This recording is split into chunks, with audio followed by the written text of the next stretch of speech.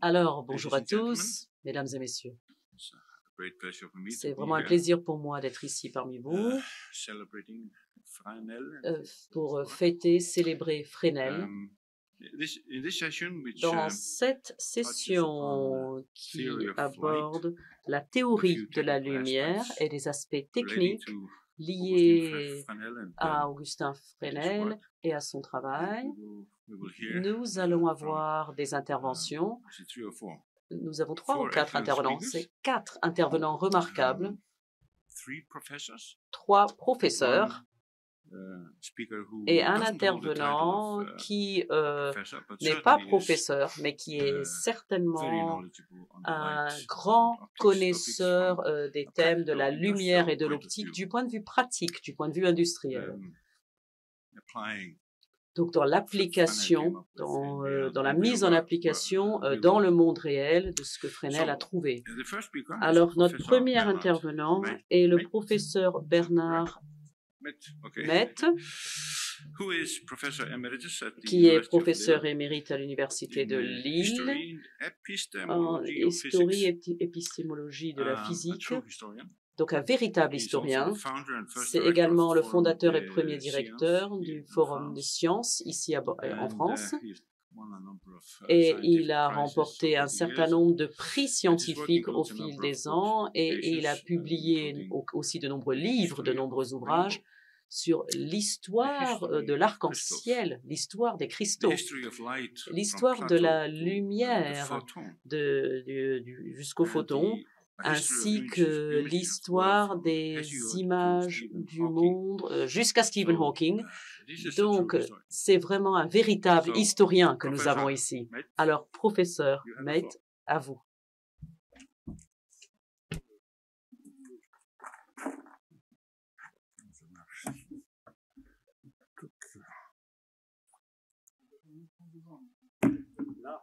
Oui, j'ai un écran devant, je n'avais pas vu. Merci. Alors, vous avez ici le château natal de Augustin Fresnel, et c'est le château de Breuil, dont on parlera un petit peu. Et la maman de Augustin Fresnel s'appelait Mérimée. Et Mérimée avait, Madame Fresnel Mérimée avait un frère qui s'appelait Léonard Mérimée, qui était le grand-père de Prosper. On est, vous voyez, dans une famille renommée. Et Léonard Mérimée était le président de l'Académie des Beaux-Arts en France, sous la période qui va nous intéresser. Tout ça va être peut-être important pour la suite. Alors ici, vous avez le collège des oratoriens de Caen. Alors le collège des oratoriens de Caen va être important aussi parce que c'est là que Augustin Fresnel va faire ses études qu'on dirait secondaires maintenant. Et nous sommes sous l'Ancien Régime. Et l'Ancien Régime a un système éducatif qui est lié aux corporations. Et très peu de corporations font un enseignement des sciences. Très peu. Et une des seules corporations qui fait un enseignement des sciences, ce sont les oratoriens. Et ils enseignent Descartes. Et donc le jeune Augustin Fresnel va étudier Descartes. La physique de l'époque, c'est celle surtout de Newton déjà. Mais Newton est très peu introduit en France, c'est introduit par Voltaire, et il est enseigné dans 2 écoles seulement. Une école du génie à Mézières, dans lequel va être élève puis professeur, quelqu'un qui va avoir beaucoup d'importance en mathématiques, c'est Monge. Et d'autre part, Newton est enseigné aussi à l'école d'artillerie de La Fère, où là, il y a un petit jeune qui est élève et qui s'appelle Buonaparte. Et voilà. Donc, épouser l'Ancien Régime, très peu d'enseignement scientifique, et Augustin Fresnel a un enseignement scientifique qui lui apprend Descartes. Alors, qu'est-ce qu'on apprend donc à Augustin Fresnel? Que le monde est empli d'éther, Et l'éther est constitué en des grands tourbillons qui tournent autour d'un centre qui est occupé généralement par une étoile. Alors vous voyez ici, nous sommes dans un tourbillon où l'éther tourne autour du Soleil et entraîne les 7 planètes visibles à l'œil nu qui résistent un petit peu et donc qui vont tourner sur elles-mêmes. Donc c'est un système mécanique dans lequel le monde est plein et le monde est empli par une substance qui s'appelle l'éther. Voilà, donc Augustin Fresnel, dans son étude secondaire, apprend ceci. Et puis ensuite, il est admis à Polytechnique. Et Polytechnique, ça a été fondé sous la Révolution française, sous le nom d'École centrale des ponts et chaussées, qui est devenue Polytechnique sous l'Empire. Bonaparte, Napoléon, la rendant militaire et payante. Alors là, au contraire, la Révolution française, c'est la prise de pouvoir des savants newtoniens. Et les savants newtoniens arrivent au pouvoir avec Monge, avec Lavoisier, avec Laplace, surtout en physique. Et qu'est-ce qu'on va enseigner à Augustin Fresnel, un très mauvais professeur de physique d'ailleurs, à Jeune-Frasse, enseigne à Augustin Fresnel que le monde est vide et que les masses s'attirent les unes par les autres. Bon, voilà. Et le mauvais professeur de physique de Fresnel ne convainc pas du tout celui-ci. Et Fresnel, du haut de ses 23-24 ans, trouve que Newton radote. Alors, il est très doué en expérimentation, très doué en mathématiques, mais il a un rang d'admission à Polytechnique qui est pas très bon, et on va l'envoyer à Nyons, dans la Drôme, pour surveiller l'édification de la route qui va de Nyons au Mont-Genève. Et il va faire ça très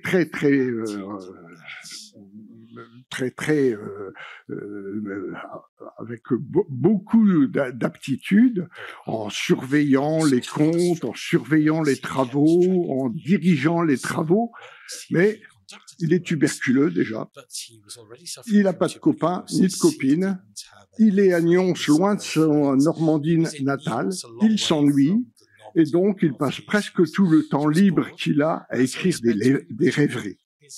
Et les rêveries, pour lui, d'abord, c'est de la politique et c'est de la religion. Il est très religieux et très royaliste. Et d'autre part, ses rêveries, c'est inventer de la soude, par exemple. Et il envoie son invention de la soude à qui? À son oncle, qui s'appelle Mérimée, Léonard Mérimée, qui trouve un académicien, Gay-Lussac, qui lui dit c'est génial cette invention de la soude. Et il y a un petit dommage simplement, c'est que si on suivait le procédé de Fresnel, ça coûterait 4 fois plus cher qu'actuellement. Donc, bon. Alors il change de rêverie et il veut démontrer que Newton radote. Et comment montrer que Newton radote? Eh bien, en montrant que la lumière n'est pas constituée, comme Newton le dit, par des corpuscules qui se propagent dans le vide. Et il se dit, lui qui n'a rien lu dans les textes fondateurs de la physique, il n'a rien lu vraiment, et il se dit, eh bien, si la lumière se propage dans l'éther, elle est forcément comme des vagues, et elle doit contourner les ombres.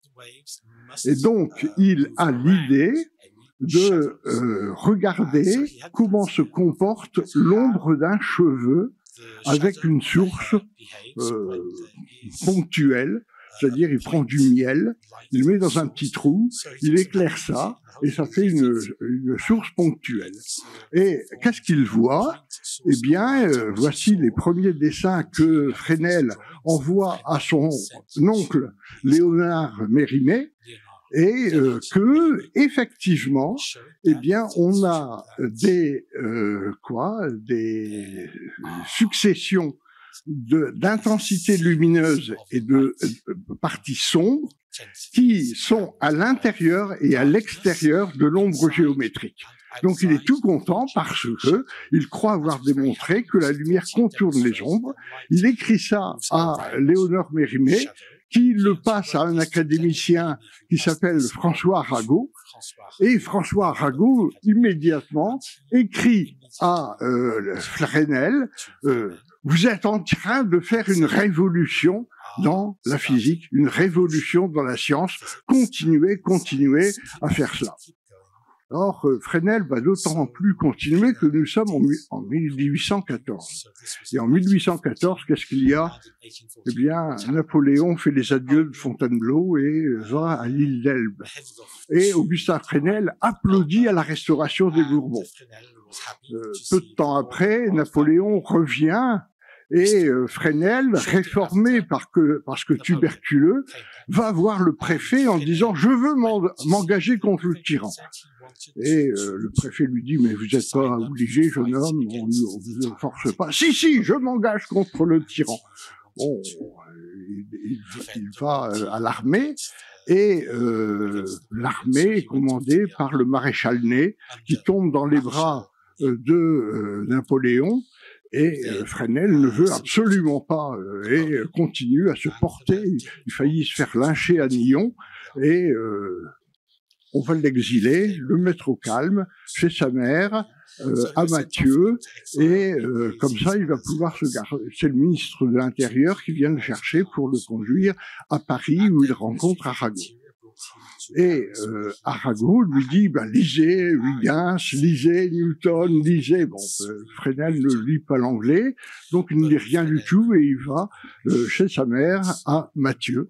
Et là, il va continuer sous la responsabilité et sous l'encouragement d'Arago à faire énormément d'expériences avec des gouttes de miel, avec des micromètres forgés à la force du vieillage, à faire des expérimentations extrêmement précises, et il envoie des mémoires à Arago en disant des choses absolument simples pour expliquer ces franges que je vous ai montrées. Eh bien, la lumière est constituée d'ondes les plus simples possibles, donc sinusoïdales, et ce que l'on voit, c'est la superposition des ondes émises par la source et émises, réfléchies par chacun des bords de l'écran, par exemple du cheveu. Et Arago lit le mémoire à l'Académie des sciences, et l'Académie des sciences décide en 1915 d'offrir un prix à qui, en 1919, expliquera 1819, à qui expliquera ce contournement des ombres par les rayons lumineux, c'est exprimé en langage newtonien. Et eh bien, Fresnel va concourir à ce concours de l'Académie des sciences, d'autant plus qu'Arago lui obtient, maintenant que Napoléon est envoyé à l'île de Sainte-Hélène, un congé avec solde de son administration des ponts et chaussées pour pouvoir continuer ses expériences, et il va envoyer un mémoire qui, cette gravure que vous voyez, est tirée de ce mémoire, dans lequel il va y avoir un nombre d'expérimentations extrêmement précises qui va être faite, en même temps qu'une virtuosité de calcul analytique qui permet de justifier tout cela. Alors son mémoire, il ne prend pas de gants. Il estime que Newton a radoté, qu'il a démontré, donc il attaque Newton très violemment dès le début de son mémoire, alors que c'est une académie newtonienne qui va être chargée de donner un prix. Il y a à peu près 3 académiciens qui ne sont pas newtoniens, qui s'appellent Arago, Ampère et Gay-Lussac. Tous les autres sont newtoniens. Alors les newtoniens vont regarder les expériences que fait Fresnel et les calculs que fait Fresnel, et notamment l'ancien professeur de mathématiques de Fresnel à Polytechnique, Poisson, fait des calculs, mais Pierre Léna va vous en parler. Il trouve une bizarrerie dans les calculs. Vraiment, si Fresnel a raison, eh bien, il y a des impossibilités pratiques. On fait l'expérience, mais je ne déflore pas ce que va dire Pierre Léna. Et vous allez voir que Fresnel n'a pas entièrement tort, et donc on lui donne le prix. Une académie newtonienne va donner le prix à quelqu'un qui démontre que Newton a tort et que la lumière est constituée d'ondes qui se propagent dans un éther. Et voilà en gros.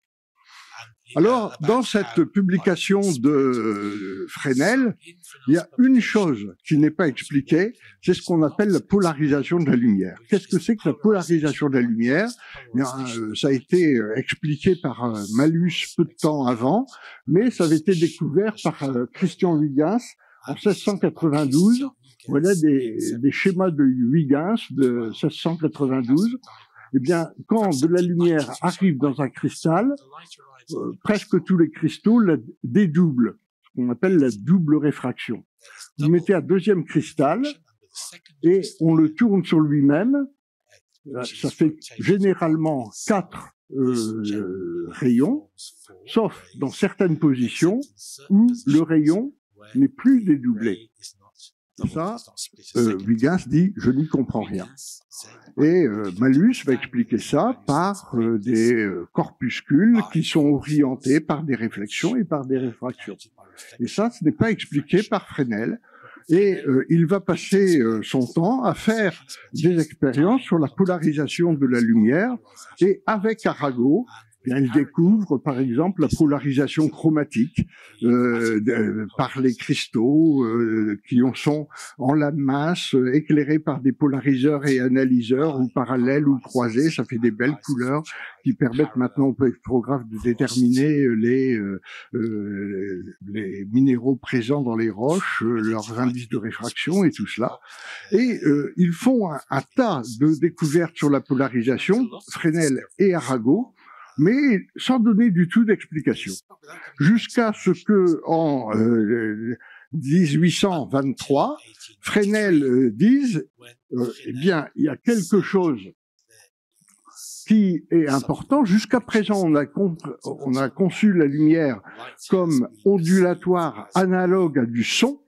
Or, le son, les vibrations du son sont dans la même direction que la propagation. Les molécules d'air vibrent comme ça. Or, ça ne peut pas être ça lorsque on a une expérience comme ainsi. Parce que vous voyez, quand vous tournez le deuxième cristal, il n'y a qu'une seule direction qui reste constante, c'est la direction perpendiculaire au cristal. Donc, si les vibrations de la lumière étaient dans sa direction de propagation, eh bien, c'est la seule direction qui reste constante, donc on ne pourrait rien expliquer. Ça prouve que la lumière est associée à des vibrations transversales, perpendiculaires donc à la direction de propagation. Et Fresnel publie ce résultat. Arago lui dit « Monsieur, je ne vous suis plus dans vos acrobaties ». Ah, pourquoi? Pourquoi, monsieur, je ne vous suis plus dans vos acrobaties? Parce que si la lumière est ondulatoire, elle explique, à l'époque, toute explication physique, c'est une explication mécanique. Elle se propage dans l'éther. L'éther emplit le monde.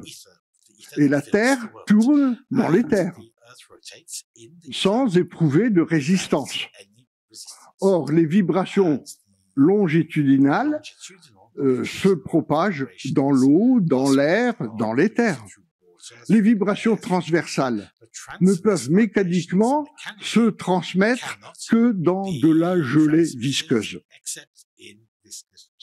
Alors, ce qui veut dire que l'éther est analogue à la gelée visqueuse et que la Terre tourne librement, sans frottement, dans de la gelée visqueuse. Monsieur, je ne vous suis plus dans vos acrobaties.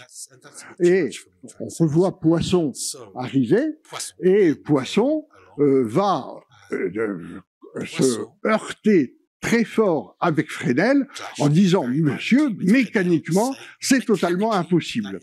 Et Poisson lui répond « Monsieur, si vous utilisez votre virtuosité mathématique à comprendre la physique, vous ne diriez pas d'autant de sottises. » Et Fresnel dit à Poisson « Vous n'avez qu'à supposer que l'éther passe librement au travers de notre globe et ainsi vous comprendrez que la Terre peut circuler sans fondement. » Alors les opposants à Fresnel disent « Monsieur Fresnel invente un éther qui est la poix des cordonniers ». Pourquoi? Parce que les cordonniers écossais eh bien, ont une colle dans lequel, si on pose une bille, elle traverse sans apparemment décoller la colle. Bon. Alors, voilà, Fresnel meurt, l'éther est analogue à de la poix visqueuse et emplit le monde, laisse passer des vibrations transversales, et il va falloir que Arago demande à Foucault et à Fizeau de faire des expériences pour mesurer la vitesse de la lumière dans l'eau. Pourquoi? Parce que la théorie corpusculaire de Newton dit que la lumière doit aller plus vite dans l'eau que dans l'air, alors que la théorie ondulatoire de Fresnel plus lentement dans l'eau que dans l'air. Foucault et Fizeau mesurent séparément l'un de l'autre par des méthodes différentes la vitesse de la lumière dans l'eau, et on trouve que la lumière va plus lentement dans l'eau que dans l'air, donc les théories corpusculaires est fausse, et M. Arago se rallie et fait enfin le nécro de M. Fresnel. Alors, après la mort de Arago, et vers 1864, Maxwell, qui travaille sur l'électricité et le magnétisme, va calculer l'effet de l'électromagnétisme, considérer l'électromagnétisme comme un champ qui se propage, dans lequel l'éther n'est plus qu'un support. Maxwell va rompre avec la tradition des physiciens de vouloir tout expliquer en termes de mécanique, fait que des analogies mécaniques, mais c'est tout, fait des calculs, et le résultat de ces calculs, c'est de démontrer que l'électromagnétisme est lié à des vibrations transversales, qu'il se transmet dans un éther qui est un simple support, avec la même vitesse que la lumière. Pourquoi emplir le vide avec un éther qui a les mêmes propriétés? C'est que la lumière est un rayonnement électromagnétique. Donc Fresnel va être intégré dans l'électromagnétisme de Maxwell.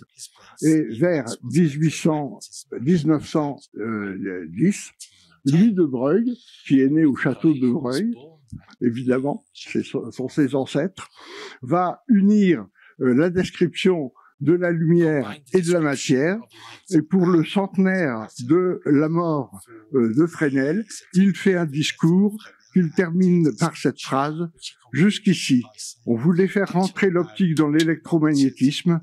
Aujourd'hui, ce sont plutôt au contraire les méthodes de la théorie des ondes qui paraissent devoir nous aider à comprendre les grandeurs électromagnétiques, alors que les relativistes abandonnent totalement l'idée d'éther. » Voilà, et de ça, certainement, Alain Aspect va vous parler. Je vous remercie.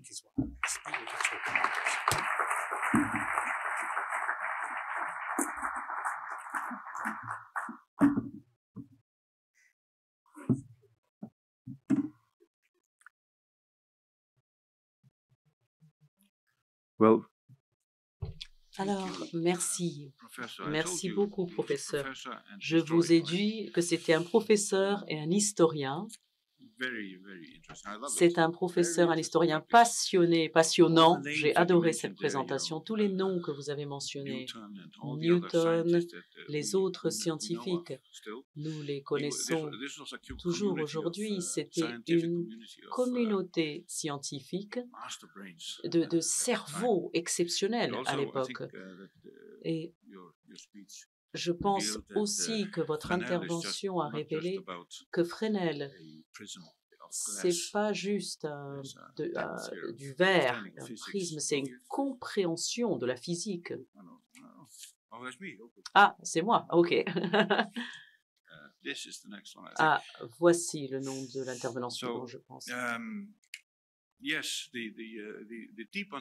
Alors, une compréhension profonde de la théorie de la physique donne lieu à des résultats impressionnants au bout du compte et à des solutions à mettre en place. Maintenant, pour avancer, l'intervenant suivant est également professeur émérite. Il nous vient... Pardon, j'ai perdu mes notes.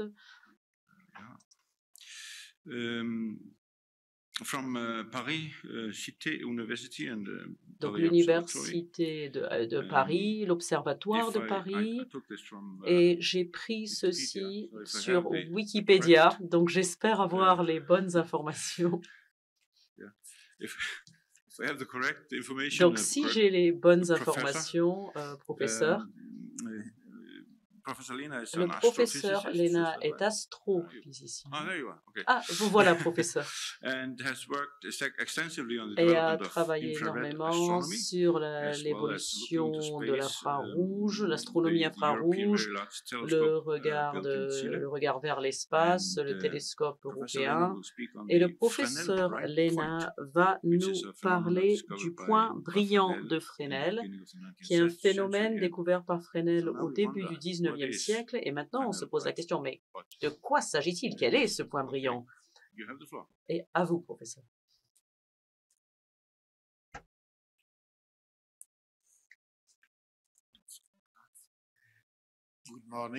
Bonjour, messieurs. Merci aux organisateurs de cette belle invitation. J'étais heureux de participer au lancement de l'année Fresnel-Lentille au ministère de la Mer au printemps avec Alain Aspel hier, et heureux de vous retrouver pour cette conclusion.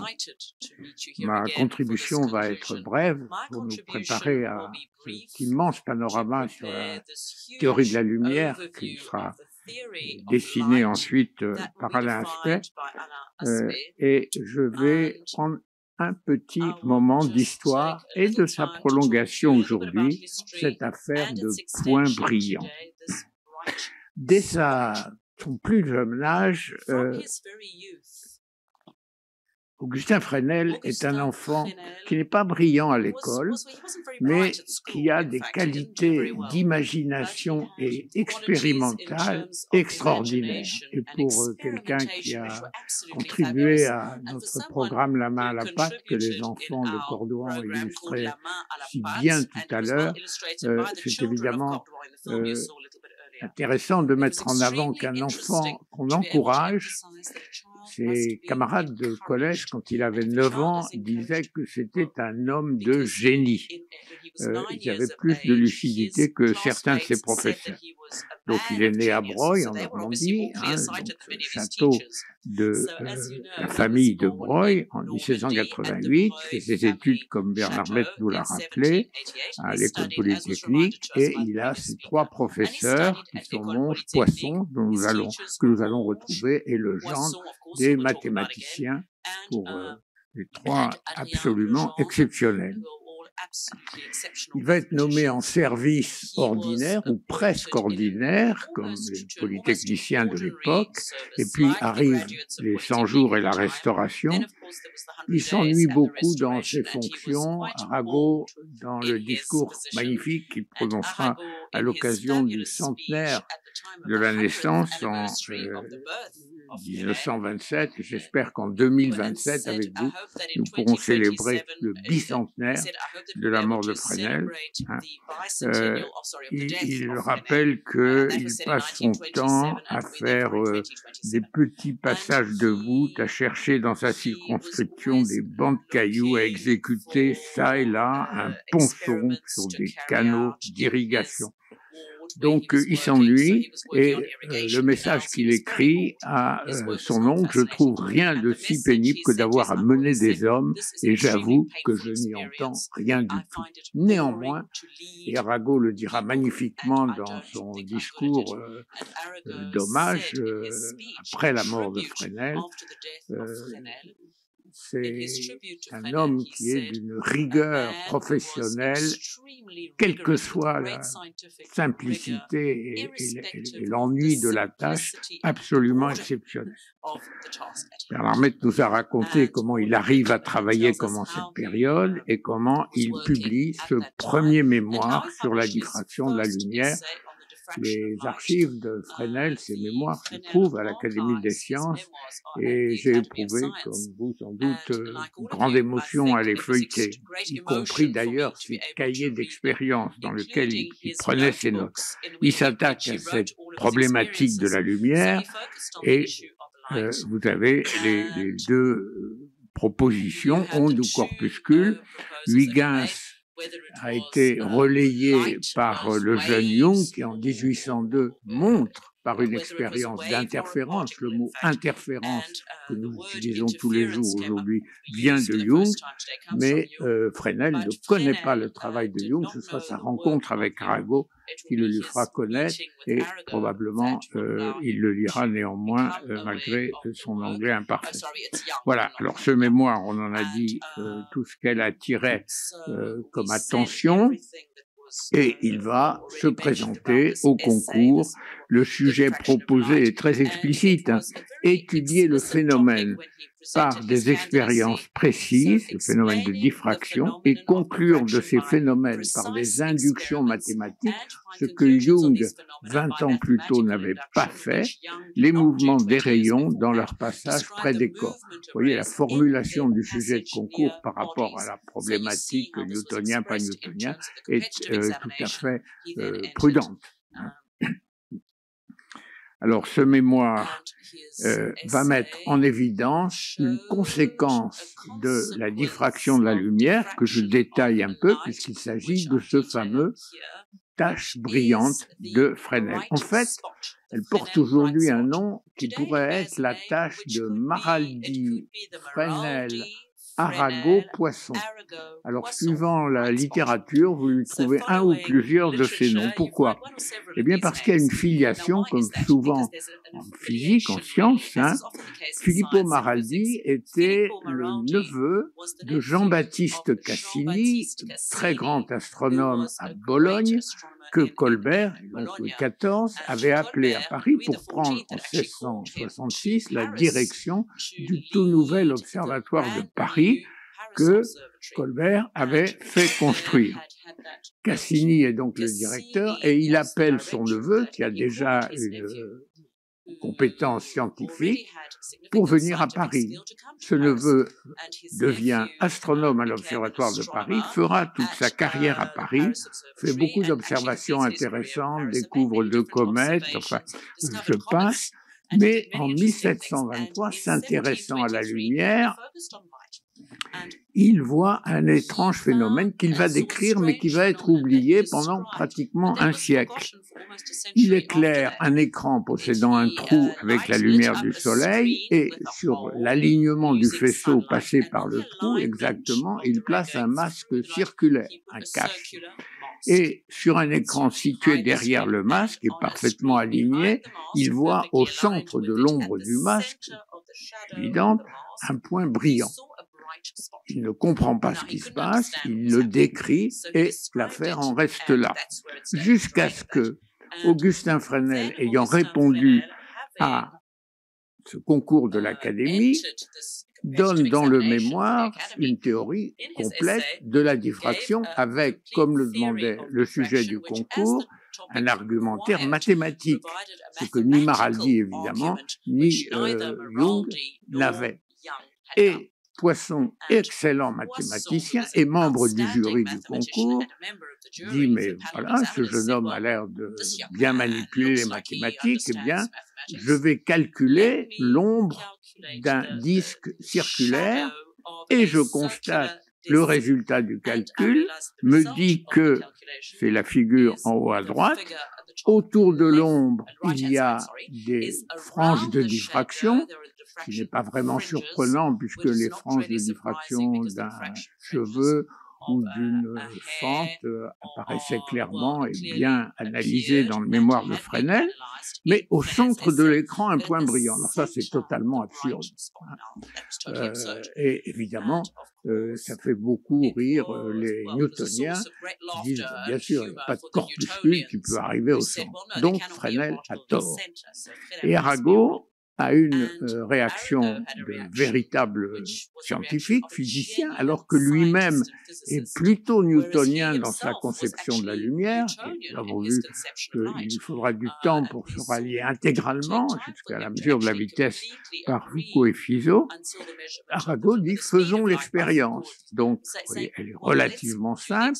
Et que montre-t-il à ses collègues? Eh bien, qu'au centre de l'ombre, il y a un point brillant. Ce point brillant résulte directement de l'écriture correcte, mathématique, du parcours de la lumière, diffracté par le bord de l'écran, du masque circulaire. Et pourquoi exactement au centre? Eh bien, parce que le centre de l'écran où le point brillant se forme est rigoureusement à égale distance de tous les points de la périphérie du masque. Donc la lumière diffractée par chacun de ces points arrive exactement en même temps au centre, d'où une figure d'interférence constructive, comme disent les physiciens, et le point brillant. Et pour les points situés à côté, eh bien, l'effet de la diffraction est destructeur. Il reste un peu d'intensité, c'est ce que l'image inférieure montre, c'est très exactement ce que l'on observe. Alors, j'aurais aimé vous refaire l'expérience, le temps était un peu court, mais pour les personnes de la salle qui voudraient s'assurer que Fresnel avait raison, eh bien, voici une référence et qui permet de refaire chez soi, à peu de frais, l'expérience. Vous voyez que le matériel n'est pas très compliqué. Alors, je voudrais vous montrer que le point brillant de Fresnel a une postérité qui est assez surprenante et particulièrement simple à comprendre. En 2017, un astéroïde qui s'appelle Palma et qui est situé à ce jour à environ 3,5 fois la distance de la Terre au Soleil, qui vaut 150 millions de kilomètres. Donc cet astéroïde passe devant un quasar qui est un point lumineux situé extrêmement loin, non pas dans notre galaxie, mais dans l'univers. Et ce point lumineux est extrêmement brillant aux longueurs d'onde de la lumière visible, mais en particulier aux longueurs d'onde des radiofréquences. Un radiotélescope situé sur Terre, en Virginie de l'Ouest, c'est la petite carte qui est là, près de Brewster, près de la frontière canadienne, va se trouver sur la trajectoire calculée de l'ombre de cet astéroïde. L'astéroïde, pour la lumière, le temps de radio, ça se comporte exactement comme un masque circulaire. L'astéroïde est circulaire, il fait 200 km de diamètre, donc c'est gros, et donc son ombre va être d'une taille comparable. Et comme l'écran terrestre n'est pas rigoureusement perpendiculaire, eh bien la trace de l'ombre, c'est un peu ovale, c'est l'ellipse que vous voyez là, et elle se déplace assez rapidement sur la surface de la Terre.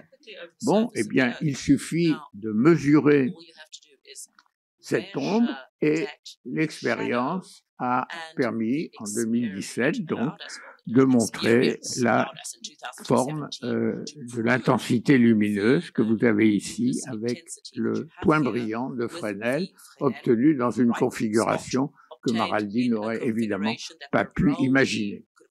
Mais l'histoire ne s'arrête pas là, et dans les 3 minutes qui me restent, je vous donne une nouvelle version moderne et même futuriste du point brillant. Vous savez que les astronomes s'intéressent beaucoup aujourd'hui aux exoplanètes, c'est-à-dire aux planètes semblables, différentes, mais de même nature que les planètes du système solaire, mais situées autour d'autres étoiles. On en connaît aujourd'hui plusieurs milliers.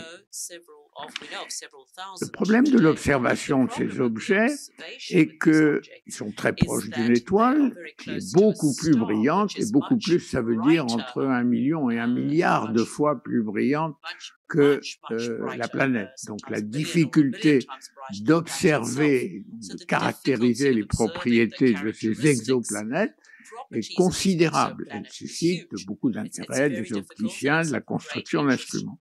Une des idées qui paraît élémentaire, c'est de cacher l'étoile pour voir les planètes qui tournent autour, donc de mettre un masque. Les astronomes appellent ça un masque coronographique. Problème, c'est que si on met ce masque trop près, on ne va pas réussir à cacher correctement l'étoile tout en voyant correctement les planètes. D'où l'idée un peu farfelue tout de même de mettre le masque à 100 000 km du télescope, mettre le télescope dans l'espace, faire naviguer synchrone le masque et le télescope, ce qu'on peut faire en l'asservissant, et éviter néanmoins que le point brillant de Fresnel soit trop brillant. Donc réduire par un moyen optique astucieux la quantité de lumière diffractée par le bord du masque. Alors tout cela se calcule très bien avec les équations de Fresnel, qui portent toujours ce nom-là. On donne au masque, qui va faire 50 mètres de dimension, une forme de pétale, et ces pétales sont optimum pour réduire au maximum la lumière arrivant sur le télescope, qui va se trouver à 700 000, pardon, j'ai fait une erreur de 0, à 70 000 kilomètres, c'est pas bien, hein, du masque. Évidemment, il n'est pas attaché, donc les deux instruments naviguent de conserve, et vous avez en bas la répartition de la lumière dans le plan du télescope. La petite tache bleue fait 3 mètres de diamètre, le diamètre du télescope en fait 4, donc le télescope va recevoir la lumière de la tache de Fresnel, Maraldi, Poisson, Arago. Et il va la recevoir, ce qui va permettre de calculer la position du télescope par rapport au masque ou du masque par rapport au télescope et d'envoyer un signal qui va stabiliser la ligne qui les relie avec précision. Bien entendu, l'étoile est ainsi cachée et la distance est telle que les planètes sont tout à fait observables. Cette magnifique mission aura lieu vers 2040, est à l'étude actuellement à la NASA, et j'espère que l'instrument sera nommé Fresnel. Fresnel, en 9 années, a produit une révolution sur la conception de la lumière. L'Académie des sciences l'élira dans sa séance du 12 mai 1823 en remplacement d'un physicien, M. Charles, connu pour le ballon à hydrogène, qui avait décollé des Tuileries quelques décennies auparavant, et sur 52 votants, M. Fresnel obtient 52 suffrages. J'ai copié ici le procès-verbal qui figure dans nos archives de l'élection de Fresnel. Il va continuer à travailler. Vous avez ici une photocopie de ses cahiers de notes. Il se trouve aux archives de l'Institut de France parce que ces cahiers de notes ont été vendus par le frère de Fresnel à un brocanteur ou un bouquiniste qui a dû les revendre. Et 50 ans après la mort de Fresnel, ces carnets ont été mis en vente. L'Institut a pu les racheter. Et ils sont maintenant extraordinairement précieux pour tous ceux qui s'intéressent à l'histoire des sciences. Le 14 juillet 1827, Augustin Fresnel meurt à Ville-d'Avray, une semaine après que lui a été remise par son ami Arago la médaille Rumford. This medal was décerned to Fresnel by the Royal Society. Fresnel was elected as a member of the Royal Society, which in this time between, well, the relation between France and England À une époque où les relations entre la France et l'Angleterre n'étaient pas au mieux, il a été élu à l'Académie des sciences britanniques, la Royal Society, à une époque où les relations entre la France et l'Angleterre n'étaient pas au bout fixe, hein, et prononçant son éloge en 1827, 1830, à l'occasion de sa mort, devant l'Académie des sciences, Arago conclut en disant « Nous savons quelque chose, quoique Fresnel ait peu vécu ». Pardon, ça c'est Arago, donc après la mort de Fresnel, et De Broglie écrira au centenaire de la mort de Fresnel, un très beau texte dont vous avez ici un court photographe. Voilà l'histoire, ou une histoire, ça n'est pas terminé, du point brillant.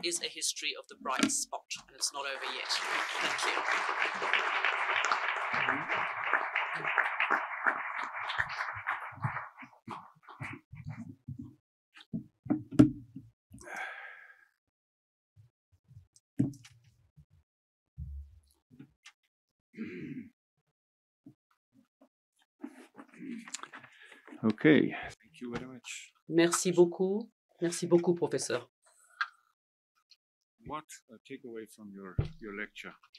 C'était vraiment très intéressant et je retiens de ce que vous avez dit beaucoup d'aspects intéressants.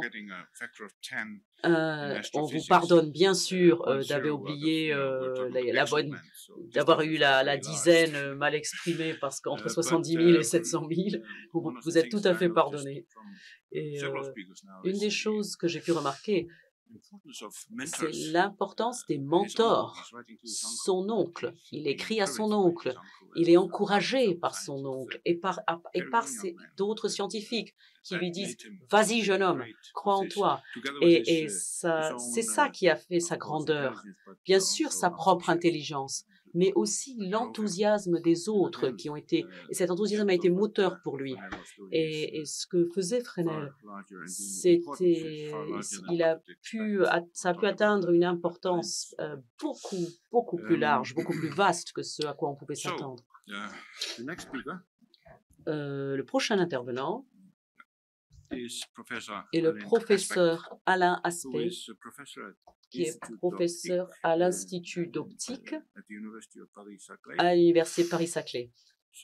Alors, le professeur Aspect a obtenu son diplôme en physique en 1969 et son doctorat a été obtenu quelques années plus tard en 1971. Donc, il a un certain âge. C'est peut-être aussi un historien, mais il va également nous emmener vers une époque plus récente de cette application, de cette mise en application des travaux de Fresnel. Il a étudié des thèmes très intéressants, les inégalités de Bell,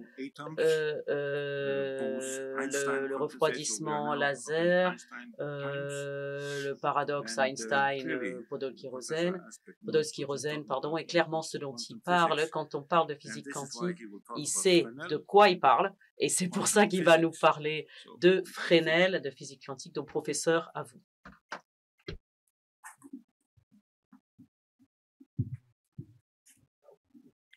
Thank you very much. Merci beaucoup. Il faut remonter au début. Voilà, merci.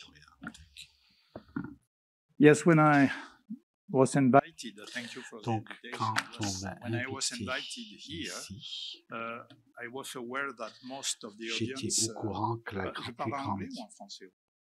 En français. Donc, excusez-moi, mais les sous-titres sont en anglais. Donc, quand j'ai été invité ici, j'ai eu l'impression, et je crois correct, que la majorité du public serait formée de gens qui sont familiers avec les phares, et donc avec l'œuvre d'ingénieurs et d'inventeurs de Fresnel. Et en fait, moi qui suis un grand admirateur de Fresnel, puisque lorsque on m'a proposé une chaire à l'Institut d'optique et qu'on m'a demandé de lui donner un nom. Je lui ai donné le nom cher Augustin Fresnel, c'est dire mon admiration depuis toujours pour Fresnel. Mais j'ai réalisé qu'il y a vraiment deux communautés qui ont une vision complètement différente et parfois même exclusive de Fresnel. La communauté des gens des phares sait que c'est un très très grand ingénieur et un inventeur, et la communauté des physiciens sait que c'est un très très grand physicien, et beaucoup d'entre eux ignorent que c'est un très grand inventeur. Ils ont vaguement entendu parler de la lentille de Fresnel. Ils ne réalisent pas que grâce à la lentille de Fresnel, la France a été la nation dominante dans le domaine de la construction des phares, si j'ai bien compris ces choses-là. Et donc, finalement, le pitch, comme on dit en anglais, en français, je ne sais plus comment, bref, le pitch de ce que je vais vous raconter, c'est que finalement, aujourd'hui, plus que jamais, eh bien, les concepts les plus fondamentaux donnent naissance à des applications tout à fait extraordinaires. C'est l'histoire des technologies quantiques aujourd'hui que l'on peut relier à la dualité onde-particule. Donc, juste très rapidement, tiens, il faut que je déclenche mon chronomètre, sinon je vais me laisser aller.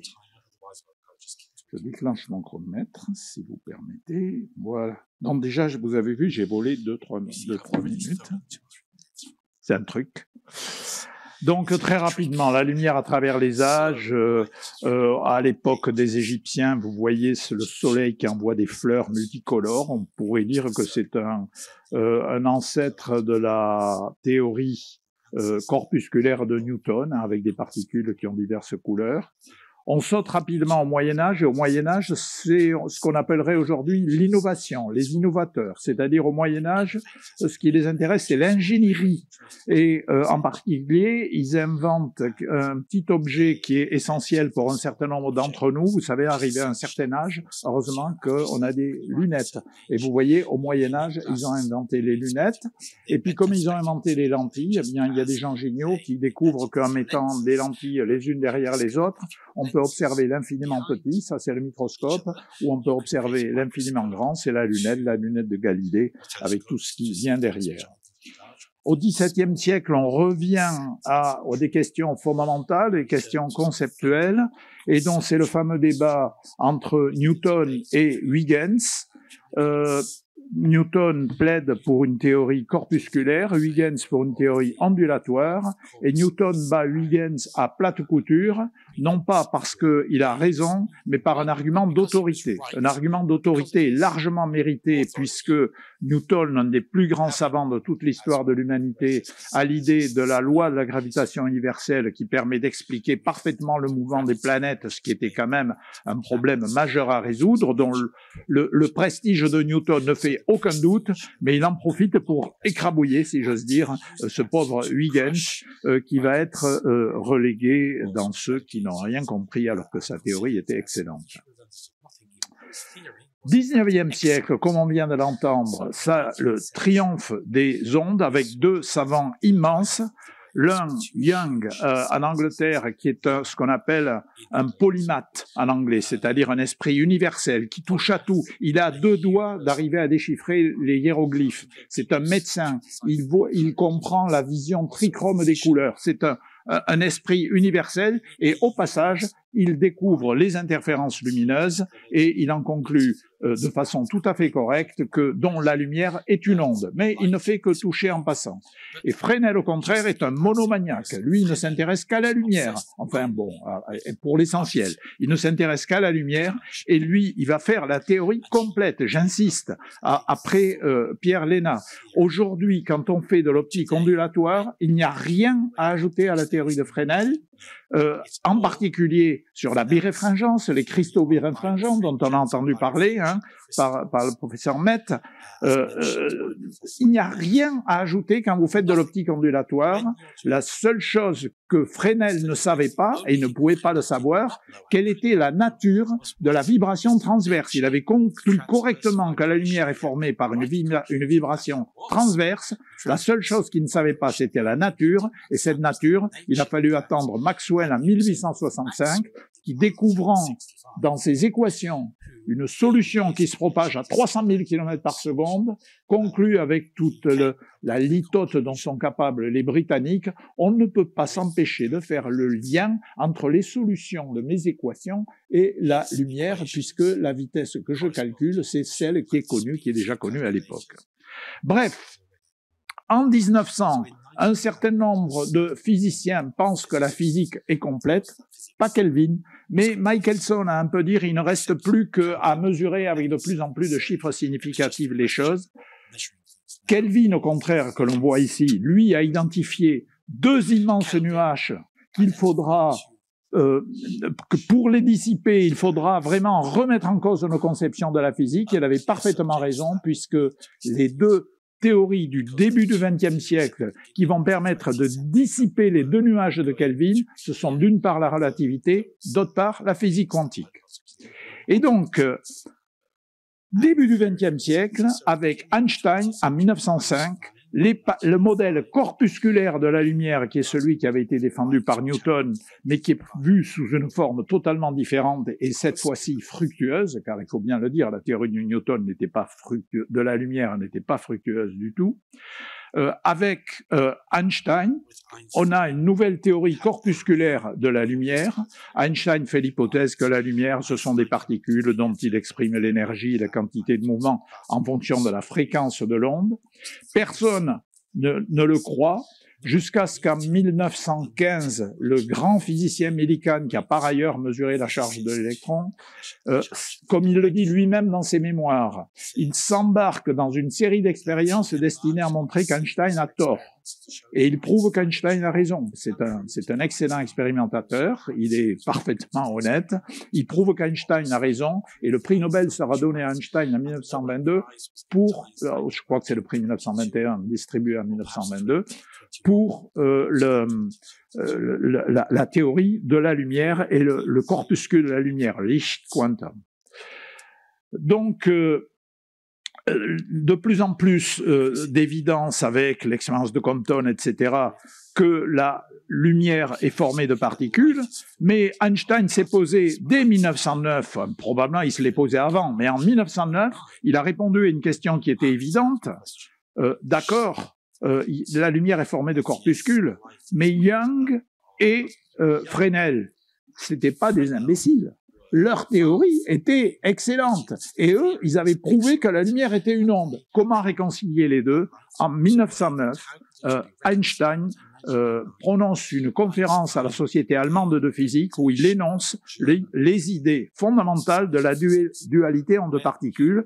Il énonce pour la lumière, et ce sera De Broglie qui, 14 années plus tard, énoncera la même propriété, dualité onde-particules, pour la matière.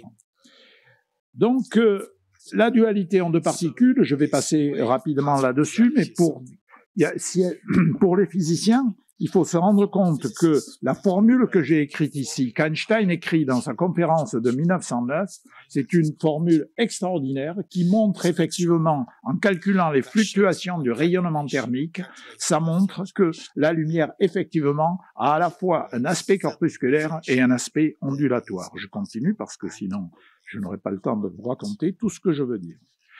Alors, est-ce qu'on a résolu le problème en disant dualité onde-particules? On pourrait tous ensemble invoquer dualité onde-particules et se prosterner devant, mais est-ce que ça résout le problème? À mon avis, non. À mon avis, à partir du moment où on a un concept, il faut chercher des images. C'est ma façon de faire la physique. Et si on cherche des images, eh bien, vous allez voir qu'on va quand même buter sur quelques difficultés. Avant d'insister sur ces difficultés conceptuelles, je voudrais mettre les choses au point. La théorie quantique, avec sa dualité onde-particules, est sans doute la théorie la plus fructueuse de toute l'histoire de l'humanité, car la dualité onde-particules et ce qui va autour, l'équation de Schrödinger, ça a permis de comprendre la stabilité de la matière. Juste en passant, rappelez-vous qu'à la fin du XIXe siècle, les physiciens savaient que la matière était formée de charges positives et négatives, et que les charges positives et négatives s'attirent. D'où la question, pourquoi est-ce que la matière ne s'effondre pas sur elle-même? Aucune explication classique n'est possible. Il faut invoquer la dualité onde-particules, le fait que votre particule, si vous essayez de la confiner dans un espace de plus en plus petit, il faut l'associer à une longueur d'onde de plus en plus petite, et donc une énergie de plus en plus grande, et vous ne disposez pas de cette énergie pour comprendre qu'on ne peut pas confiner au-delà d'un certain point, et voilà pourquoi l'électron ne s'effondre pas, ne s'écrase pas sur le noyau, et voilà pourquoi la matière est stable. Donc, stabilité de la matière, liaison chimique, compréhension de la façon dont la matière émet la lumière, tout ça va donner naissance au laser, au transistor, au circuit intégré et à donc notre société de l'information et de la communication. Donc, encore une fois, j'insiste, la théorie quantique, certes, elle a des problèmes conceptuels, mais quel succès faramineux. Alors, allons-y sur la dualité en deux particules. Ce que j'ai cité ici, par exemple, le laser. Dans un laser, vous avez des milliards de photons. D'accord? Et donc, certes, c'est une onde, mais vous pouvez vous représenter cette onde comme finalement une propriété statistique de ce très grand nombre de photons.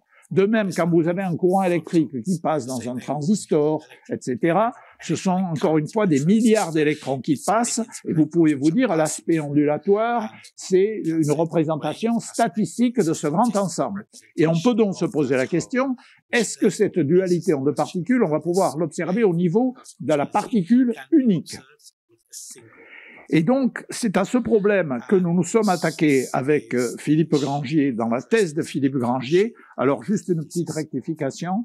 En 1971, c'est ma thèse de troisième cycle, qui est effectivement sur l'holographie, qui est de l'optique ondulatoire. Ma thèse d'ESA sur les inégalités de Bell, celle qui m'a valu une certaine renommée, c'est 1983. Voilà. Donc, avec Philippe Grangier, dans les années 85, on va s'attaquer au problème de est-ce qu'on peut observer la dualité onde-particule pour une particule unique. Alors, je vous rappelle ici l'expérience qu'on trouve dans un certain nombre de livres de physique, mais qui n'avait jamais été faite. C'est une expérience pédagogique. On a une source. C'est dommage, j'ai pas mon ordinateur, je pourrais montrer. Ouais, oui, si, j'ai un pointeur. On a une source qui émet. Ouais, j'ai le mien. J'ai le mien, il est vert, je l'aime bien. Voilà. Donc, vous avez une source qui émet des particules toutes identiques.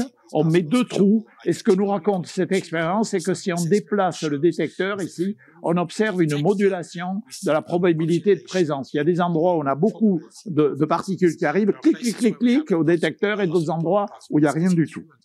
Alors maintenant, il faut que j'apprenne à travailler avec deux mains. Voilà. Et si on bouche l'un des trous, eh bien, on n'observe aucune modulation. Et donc, vous savez tous que la seule interprétation raisonnable, c'est de dire qu'il y a une onde unique qui est passée par les deux trous. Ici, on a une ondelette. Ici, on a une deuxième ondelette. Si on est au milieu, les deux ondelettes arrivent en phase. Si on s'est décalé d'une certaine quantité, elles arrivent en opposition de phase. On a une frange sombre. On nous a expliqué tout ça. Je passe rapidement là-dessus. Voilà. Alors, la conclusion, c'est que pour comprendre les franges noires et blanches, il faut exiger, on ne peut invoquer que le modèle ondulatoire de la lumière. Est-ce que ceci a été observé expérimentalement? La réponse est non. Et donc, en 1985, avec Philippe Grangier, on s'est lancé dans une étude expérimentale de ce problème, avec une source qui était une véritable usine à gaz. C'est la source qui avait été inventée ou développée pour tester les inégalités de Bell, mais on a pu la détourner pour émettre des photons uniques, et je vais vous expliquer les expériences que l'on peut faire avec des photons uniques. Imaginez que vous avez une source qui émet des photons uniques, et puis je mets deux trous, les trous de Young. Je mets deux détecteurs derrière. Si les mots ont un sens et si on émet des photons uniques, qu'est-ce qu'on va observer? On va observer qu'on détecte soit du premier côté, soit du deuxième côté, mais pas des deux côtés à la fois. En revanche, si on a une onde, l'onde passe des deux côtés à la fois. On a ici une ondelette, ici une deuxième ondelette, et vous voyez bien que vous avez une certaine probabilité d'une détection simultanée. Car dans la théorie classique de l'effet photoélectrique, eh bien, la probabilité de détection est proportionnelle à l'intensité de la lumière. Et donc, ainsi, on pourra savoir si on émet vraiment des particules uniques ou si on a un flux indistinct de particules et qu'il faut traiter statistiquement. Donc, si on a des ondes, je redis les choses, si on a des ondes, on s'attend à ce que la probabilité de détection en coïncidence sur les deux détecteurs soit différente de 0, alors que si on a des particules, elles peuvent être observées soit d'un côté, soit de l'autre, et la probabilité de coïncidence sera nulle. Ce sont des mots, mais des mots que l'on peut valider en faisant des calculs d'optique quantique. Donc, l'absence de coïncidence, c'est la preuve incontestable qu'on a une source de photons unique. Alors, on fait l'expérience, on l'a pas faite avec des trous de Young, on l'a faite avec une lame semi-réfléchissante, qui est un instrument beaucoup plus intéressant pour faire des expériences d'optique, mais l'idée est la même. La lame semi-réfléchissante, c'est un morceau de verre, vous avez tous vu comme rayon soleil sur une vitre, une partie est réfléchie, une partie est transmise. Eh bien, ici, on fabrique une lame semi-réfléchissante dans laquelle on a la moitié qui est transmise, la moitié qui est réfléchie. Si un photon unique arrive là-dessus, le photon étant une particule, il va aller soit d'un côté, soit de l'autre. En revanche, si c'est une onde, l'onde se coupe en deux, et comme elle se coupe en deux, on aura une probabilité de coïncidence différente de 0. Donc, on a un test 0 ou non 0. Mais 0 ou non 0, tiens, mon chronomètre s'est arrêté, donc je te trouve gentil, monsieur le président. Là, j'en suis à 15 minutes. Non, je viens de le relancer. J'en suis à 15 minutes. Donc, différence 0 ou non 0. Mais comment distinguer 0 de non 0? Pour un mathématicien, il n'y a aucune difficulté. 0, c'est vraiment très différent de pas 0. Mais pour un expérimentateur, pour un physicien, 0, à combien près? Il y a des barres d'erreur en physique, des incertitudes. Et donc, il faut définir les choses un peu mieux. Et donc, avec Philippe Grangier, on a établi un critère. Et le critère est le suivant. Je le projette pour ceux qui peuvent suivre les équations de la physique. Pour les autres, vous n'avez pas besoin de lire. Quand vous allez au concert, vous n'avez pas besoin de savoir lire la musique. Vous pouvez écouter le chanteur ou le musicien. Ben, c'est la même chose. Vous m'écoutez et vous ne regardez pas les équations. Alors, si on a un modèle ondulatoire de la lumière, les probabilités de détection simple sont proportionnelles à l'intensité, mais la probabilité de détection en coïncidence est proportionnelle au carré de l'intensité. Et quand en plus on met les valeurs moyennes dessus, on a une relation dite de Cauchy-Schwarz qui dit que la moyenne du carré étant supérieure ou égale au carré de la moyenne, si on écrit 2-3 petites équations, on en conclut que si on a une onde, la probabilité de détection en coïncidence est forcément supérieure ou égale au produit des probabilités de détection simple. Probabilité de détection ici, probabilité de détection là. Il existe donc un nombre qui est le rapport entre la probabilité de coïncidence et les probabilités simples qui est forcément supérieur ou égal à 1 si on a une onde. En revanche, si on a une particule, on dit c'est 0 dans le cas idéal. Mais s'il y a du bruit et que le bruit est pas trop fort, ça restera inférieur à 1. Et c'est donc le critère pour distinguer entre particules et ondes. Et donc, voilà. Et donc, c'est très simple. On va émettre des photons uniques. Et quand nous sommes lancés dans ces expériences en 1885, personne n'avait jamais réalisé une source de photons unique. Parce que, si vous êtes un peu naïf, vous vous dites, comment faire pour une source de photons unique? Je prends un atome, je le porte dans l'état excité, et j'attends, et tôt ou tard, l'atome, il n'a pas le choix, il finira par nous donner un photon unique. Sauf qu'à l'époque, aujourd'hui on sait faire ça, mais à l'époque, en 1985, personne, je suis influencé par Fresnel, remontant au 19e siècle, en 1985, personne ne sait isoler un atome unique et le porter dans l'état excité.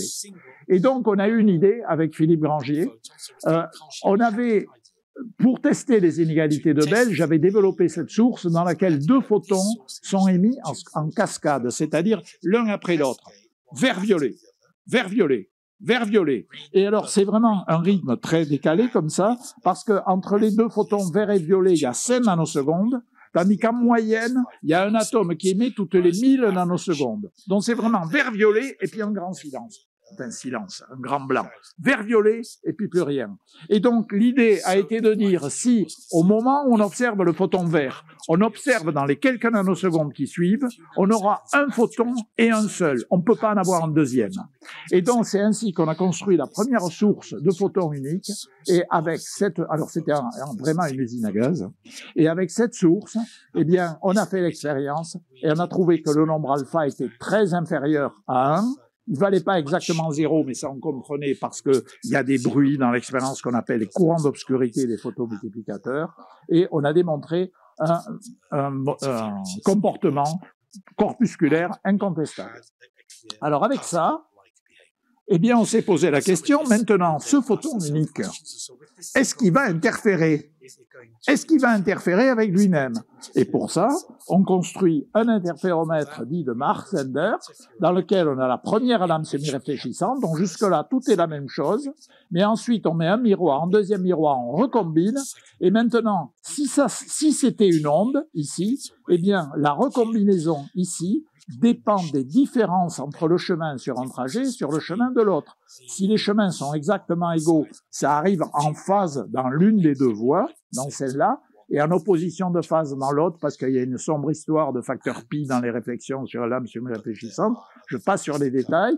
Donc, encore une fois, si les chemins sont égaux et si c'est une onde, tout sort du côté 1. Si on décale d'une demi-longueur d'onde, tout sort du côté 2, mais si c'est une particule, évidemment, ça ira soit d'un côté, soit de l'autre. Donc, on a fait l'expérience avec notre source de photons unique, et je passe sur les détails parce que j'ai pas trop de temps, mais on observe que lorsqu'on bouge ce miroir, c'est-à-dire qu'on fait varier la différence entre les deux chemins, eh bien, on observe une magnifique modulation sinusoïdale, alors même qu'on travaille toujours avec la même source de photons uniques.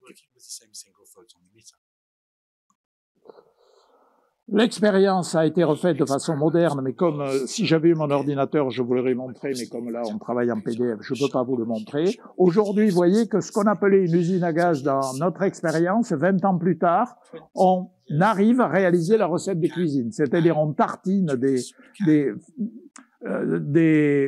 petite solution avec des molécules fluorescentes sur une lamelle de microscope. Si la solution est suffisamment diluée, on arrive à pointer une seule molécule fluorescente, on l'éclaire avec un laser vert, elle réémet des photons uniques rouges. On a ici une merveille de l'optique moderne qui est un miroir dichroïque qui réfléchit le vert et qui laisse passer le rouge, et on a ainsi une source de photons uniques beaucoup plus simple à mettre en œuvre. On recommence l'expérience.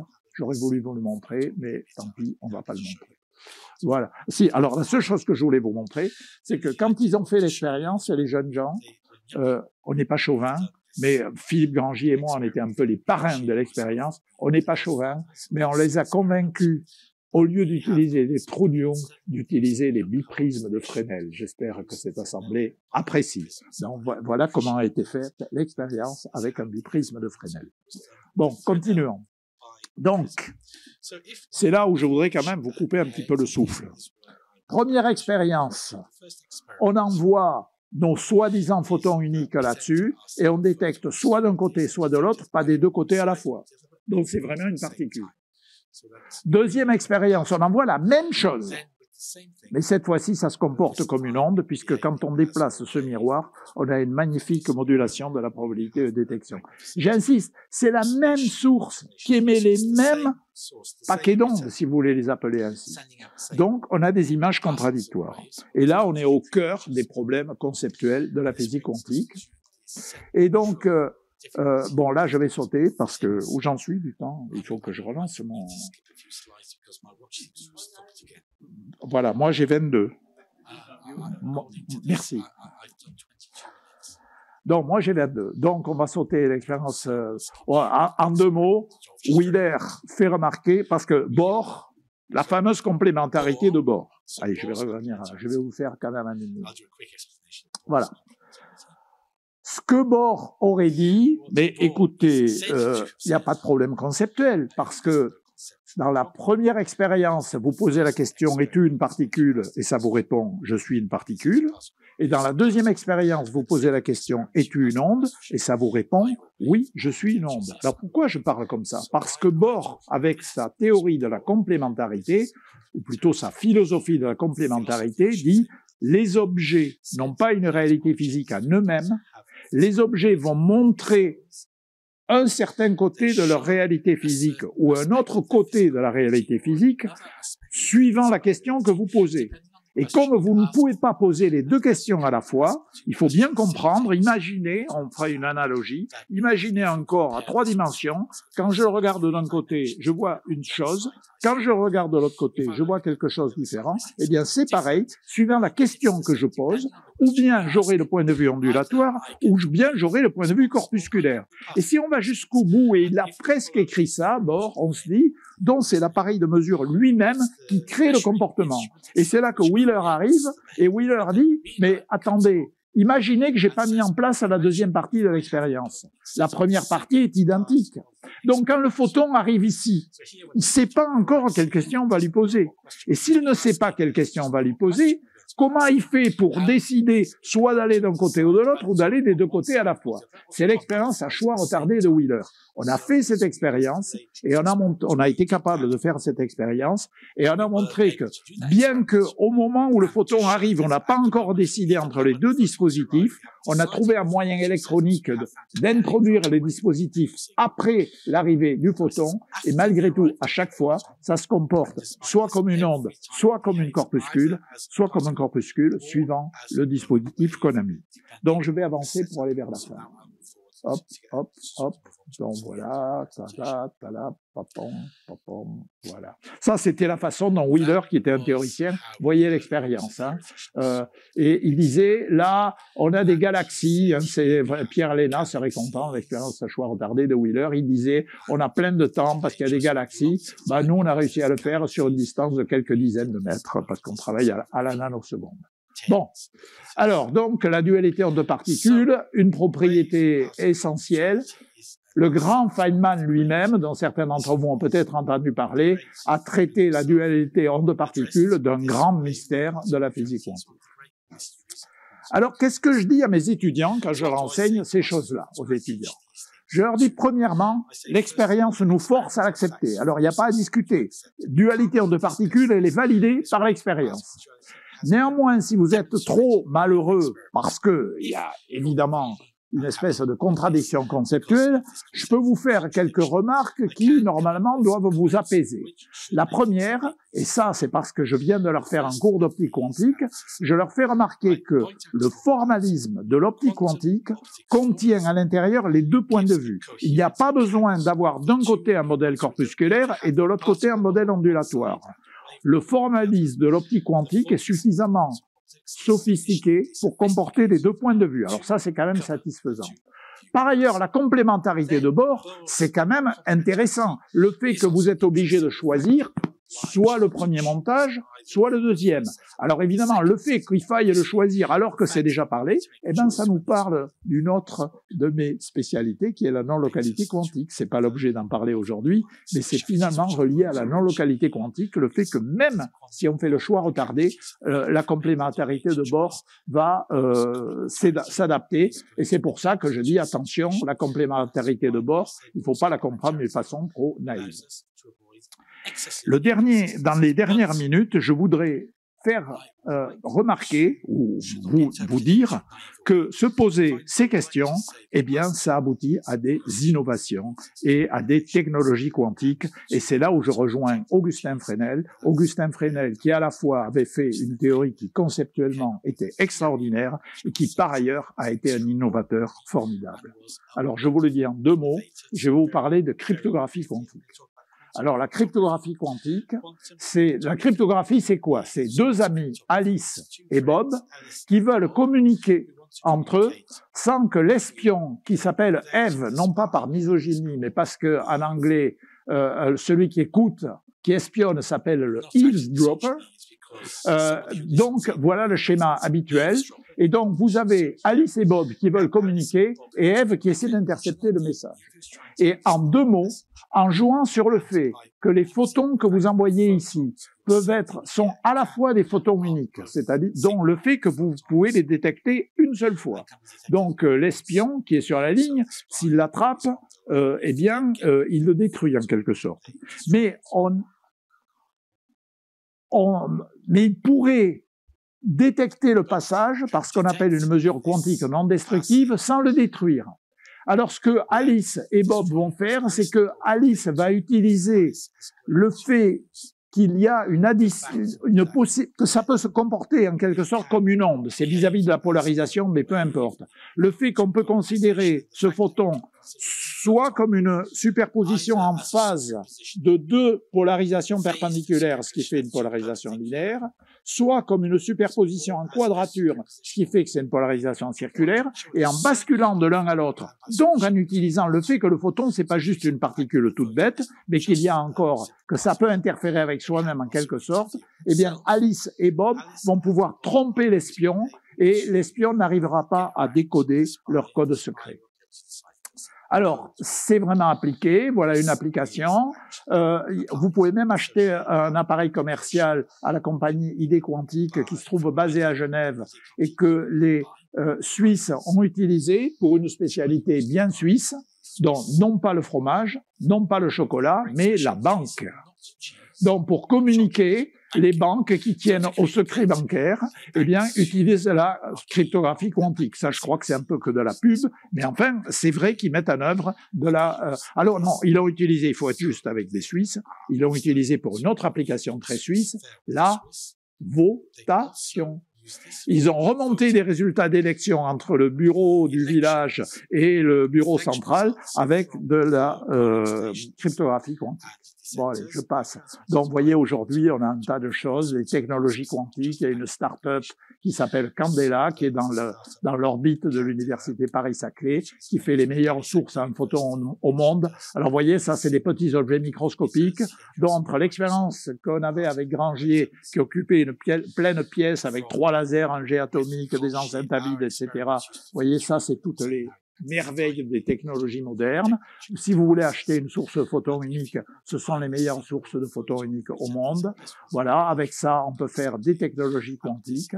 Et donc, sur quoi je veux insister, c'est sur le fait que poser des questions fondamentales peut conduire à des applications. Et donc, je voudrais en revenir à la leçon que nous recevons de ce grand monsieur qui était Fresnel, qui, d'une part, a été capable de produire ce mémoire de la diffraction de la lumière, mais également toute la théorie de la biréfringence, de la polarisation. Et puis, aujourd'hui, là, je remets la première page de ce fascicule qui a été édité au moment j'ai fait la préface, d'ailleurs, là-dedans, où j'explique justement ces deux côtés de Fresnel, ces deux faces de Fresnel. C'est le fascicule qui a été édité à l'occasion du lancement de l'année Fresnel. Et donc, en ce qui nous concerne, eh bien, on va de la dualité onde-particules aux appareils de cryptographie quantique que vous pouvez acheter. Et je crois que c'est vraiment, j'insiste, vous tous qui êtes sur les phares, pour que vous soyez convaincus que c'est l'un des plus grands théoriciens de l'optique, et vice-versa, quand je suis dans un milieu de physiciens, j'insiste sur l'importance de la lentille de Fresnel et qui sont tellement importantes pour les phares et que chacun peut voir lorsqu'il visite un phare. Je vous remercie de votre attention.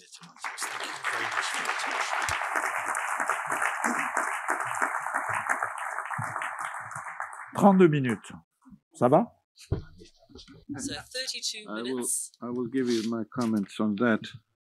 Je vais vous donner mes commentaires là-dessus. La dualité onde-particule, un thème très intéressant et j'ai senti dès le début que vous alliez être inarrêtable et donc je vous ai laissé tout le temps. Mais vous avez évoqué des choses très importantes, la multitude d'innovations en réalité qui s'appuient sur Fresnel. Aujourd'hui, et même on a parlé de l'espace, on a la théorie quantique et tout ce qui est la base de l'électronique. En fait, c'est incroyable.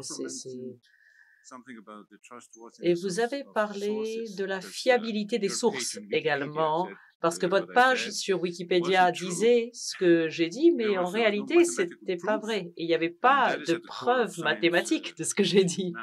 Et ça, c'était au cœur de la science, de pouvoir démontrer par de la modélisation mathématique les phénomènes physiques qu'on observe.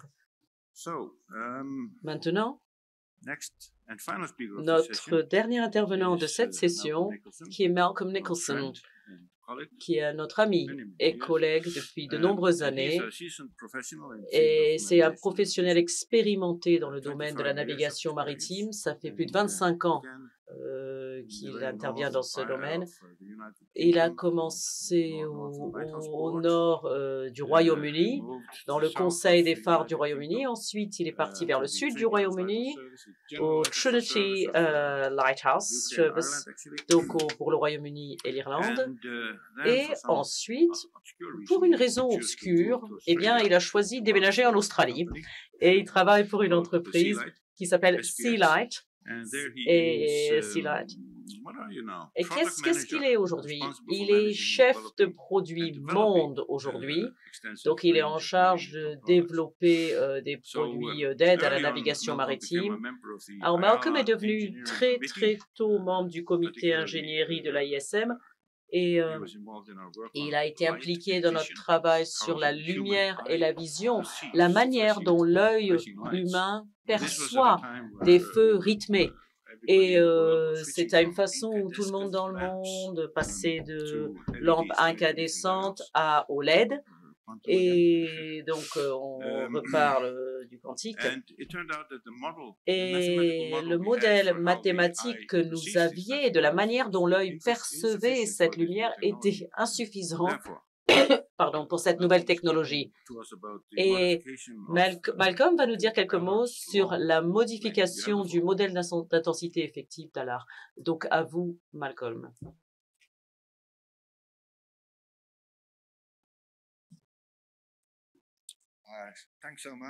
Merci beaucoup, Omer. Pardon, c'est génial d'être ici. Et je n'ai que 6 diapos, donc c'est une très bonne nouvelle pour vous tous. Je vais être relativement rapide et je vais certainement respecter le temps imparti.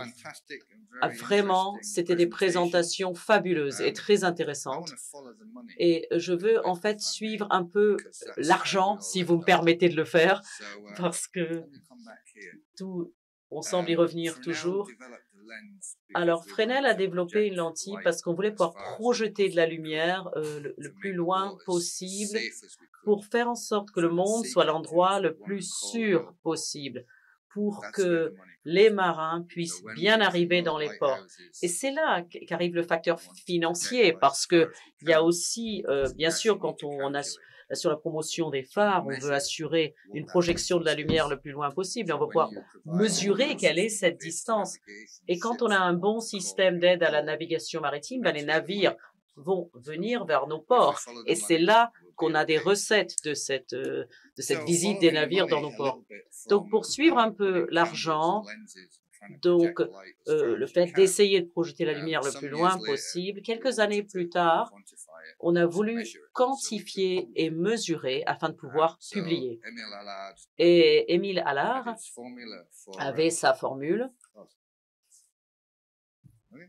Ah, pardon. Ah, c'est moi. C'est moi. Très bien. Donc, il a publié sa formule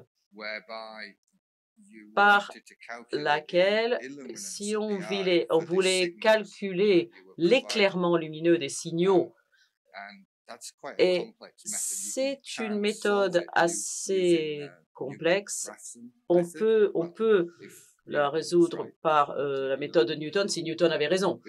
Mais dans la pratique, quand on veut la réarranger pour calculer l'intensité dont on a besoin pour la portée de notre signal, on prend l'éclairement lumineux minimum et on le multiplie par une distance carrée. Et ensuite, on la divise par la manière dont ça traverse l'atmosphère.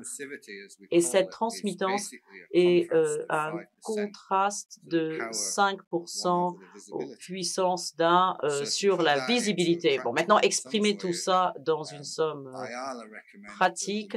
L'AISM a recommandé que l'éclairement lumineux minimum pour une reconnaissance sûre des feux de signalisation devrait être exprimé en microlux, donc 0,2, qui est c'est 4 fois le seuil visuel. Est-ce que je peux le voir? Est-ce que je peux pas le voir? Donc, c'est un niveau très élevé, ce qu'on appelle un supra-seuil. Et on sait que si on fixe la visibilité à 10 000 nautiques, c'est ce qu'on appelle la portée nominale, et on publie ça dans notre liste de feux, dans nos tableaux, dans nos livres, et ça, c'est la portée. On peut s'attendre à voir le signal lumineux quand la visibilité est 10 000 nautiques. Donc, si on met tout ça dans une très belle formule, eh bien, il va falloir convertir l'éclairement en candela de 1000 nautiques, environ 0,69. On multiplie par la distance où on veut le voir. Donc, 10 000 divisé par la lumière qui est perdue au cours de cette transmission, on se retrouve avec environ 1380 candela. Donc, on peut publier ça et on peut mesurer ça. Et ça va nous donner une lumière avec une visibilité de 10 000 nautiques. Donc, maintenant, au fur et à mesure du développement de l'optique, et on a commencé à les faire tourner, on a commencé à avoir des feux rythmés. Et ça n'apparaît pas de la même manière qu'un feu à lumière fixe. Et donc, il va falloir trouver le moyen de calculer l'intensité effective. Et Allard a encore proposé en 1876, dans son mémoire que j'ai lu en français d'ailleurs, je me suis bien amusée, et que la sensation visuelle dans l'œil pour une lumière clignotante, mais on peut trouver par cette équation différentielle. Mais la fonction qu'on a, c'est une convolution. Si vous avez entendu l'expression, ça c'est très, ça contourne beaucoup, c'est un calcul mathématique extrêmement compliqué et qu'ils aient pu faire ça en 1876, c'est fou. Aujourd'hui, on pourrait mettre ça évidemment et obtenir le calcul dans quelques secondes. Mais utiliser cette méthode en 1876, c'était assez étonnant. Alors, sa fonction de l'œil, QT, c'est l'exponentielle du temps pendant lequel on voit divisé par une constante visuelle. Et ce qu'on fait, c'est qu'on pèse cette fonction au coût du profil d'éclat. Et on a cette convolution qui résulte où le pic et l'efficacité effective. Donc, c'est un modèle qui est très joli et qui est très simple. Mais comme tous les physiciens, eh bien, ils se disputent et ensuite Bloch est arrivé. Et même pas 10 ans plus tard, il a dit, eh bien, ça ne marche pas pour la sommation temporelle. Les photographes le savent, où les réponses est essentiellement, la réponse est essentiellement l'intensité multipliée par le temps, donc un modèle très simpliste. Et Blondel, Ray, on a eu une méthode en utilisant la sommation temporelle de Bloch comme base pour développer une méthode largement utilisée pour l'intensité effective. Et là, c'est le différentiel ici, divisé par la constante visuelle et le temps pendant lequel on peut la voir. Et ça rend ça très facile, on pourrait presque le faire dans sa tête. On pourrait prendre cet exemple précédent où on a notre lumière fixe sur 10 000 nautiques, donc avec 1380 candela, multiplié par le temps pendant lequel on veut le voir, 0,2 secondes, multiplié par cette constante temps visuel, combien de temps on réagit, divisé par le temps pendant lequel on le voit. Donc, on a besoin d'un pic d'intensité de 2760 candela. Donc, c'est le type de différence. C'est un modèle assez facile à utiliser et pas aussi complexe. Donc, un modèle très facile. Donc, il a été adopté assez largement parce qu'il était facile à utiliser. Et ça a duré environ 50 ans. Et après, nous avons le professeur Schmidt-Clausen, professeur allemand, qui a fait un argument assez important lors de la conférence de la ISM en 1960. Et quelques années après, il s'est disputé avec d'autres scientifiques, mais c'est Schmidt-Clausen qui l'a emporté en introduisant ce concept de facteur de forme. Donc, avec ça, il a trouvé ce facteur de forme F. Donc, le temps pendant lequel vous voyez le clignotement en candela secondes, et ils sont tous d'accord en réalité. Parce que si on prend l'exemple d'un flash de 0,2 secondes, si on fait les mathématiques, on va avoir exactement le même résultat. Donc, Allard et Blondel-Ray et Schmidt-Clausen étaient tous en réalité d'accord les uns avec les autres, jusqu'à ce qu'arrive cet idiot ici, qui a passé beaucoup de temps dans des champs à mesurer des phares avec la photométrie in situ, avec mon mentor et mon prédécesseur Ian Tutt. Et nous avons fait des centaines de mesures autour de phares et on s'est dit mais non, il y a un problème avec Schmidt-Clausen parce que ça surestime l'intensité effective, surtout pour certains des profils d'éclat qu'on étudiait. Donc, on a fait beaucoup de recherches et on a trouvé une publication russe de Luizov à la conférence ISM de 1960. Donc, il a pris la fonction initiale d'Allard et il a pris la sommation temporelle de Blondel-Ray et il en a fait la fonction qu'on peut utiliser. Donc, ici, on la voit exprimée. C'est constante de temps visuel avec donc là vous voyez aussi le temps pendant lequel on voit. On a proposé ça à la Commission internationale de l'éclairage et bien sûr il y a des mathématiciens qui ont trouvé cette fonction. Dennis Kusen, c'est des mathématiciens qui ont travaillé là-dessus. Et ça a été adopté par l'ISM sur la base d'un modèle mathématique, mais avec une constante de temps visuel de 0,2 secondes. Et c'est très important que tous ces modèles soient d'accord les uns avec les autres, parce qu'il faut faire beaucoup d'expérimentation visuelle pour pouvoir valider ce qu'on fait. Donc, Ian et moi-même, on passé beaucoup de temps dans une chambre avec des feux rythmés avec nos étudiants pour trouver des solutions. Et une des choses aussi où on s'est dit, mais c'est pas tout à fait juste et qu'on avait vu visuellement dans nos travaux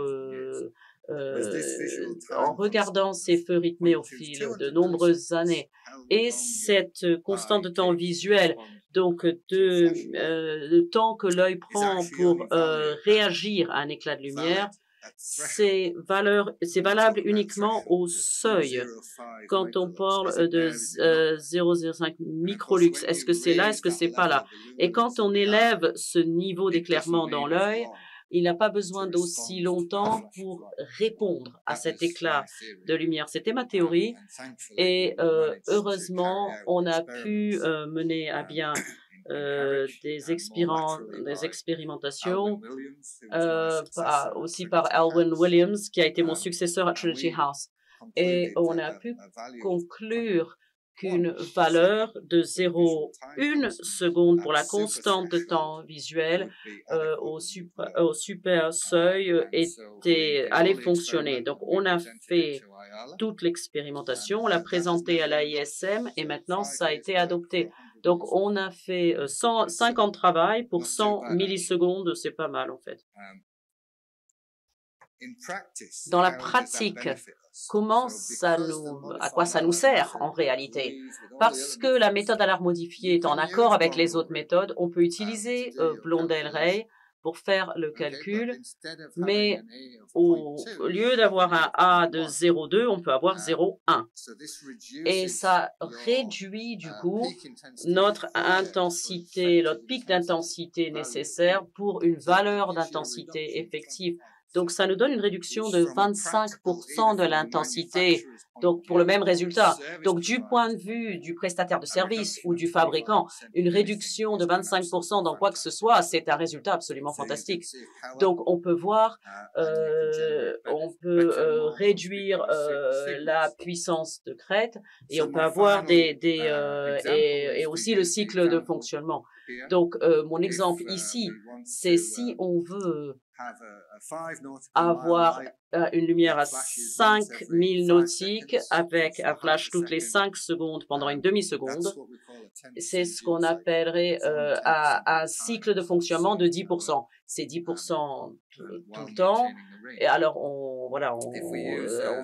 ça permet de conserver l'énergie tout en maintenant la portée. Si on utilise 0,2 secondes, on a besoin d'un pic à 76 candela, alors que si on utilise à 0,1 secondes et qu'on réduit le flash de 10%, on a besoin que de 68 candela. Et donc, ça nous permet de réduire, comme je disais, la puissance de crête et le cycle de fonctionnement. Et bien sûr, ça prolonge la durée de vie de notre feu. Donc, j'espère que ça a pu aider pour comprendre. Et c'est là où nous en sommes pour des raisons financières, comme je disais au début. Merci.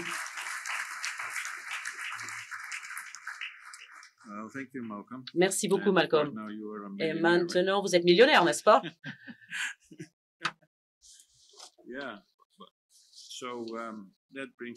Et voilà qui nous emmène à la clôture de cette session. Je regarde juste l'heure.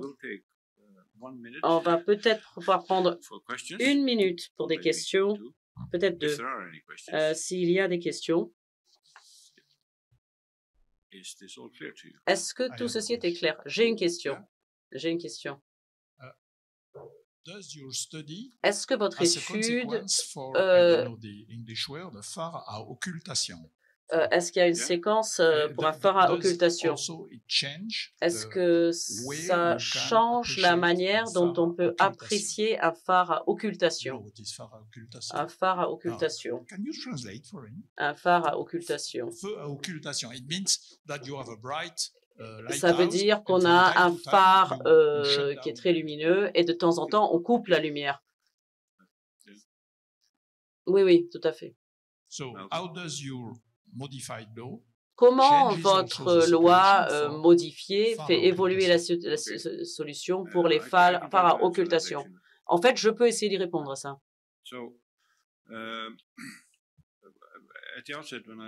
Au début, quand j'ai présenté Malcolm, j'ai parlé de l'évolution de lampes incandescentes au LED, aux sources, et la différence de caractéristiques entre ces deux types de sources de lumière est que la lampe incandescente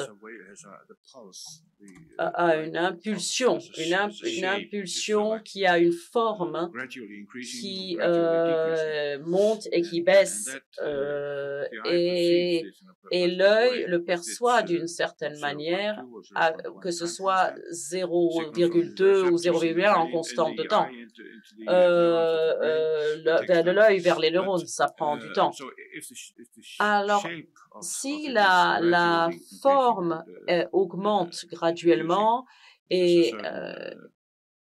il y a une certaine efficacité, mais le LED a 10-20 nanosecondes, une augmentation et une chute rapide. Et ça, c'est perçu de manière totalement différente par le cerveau.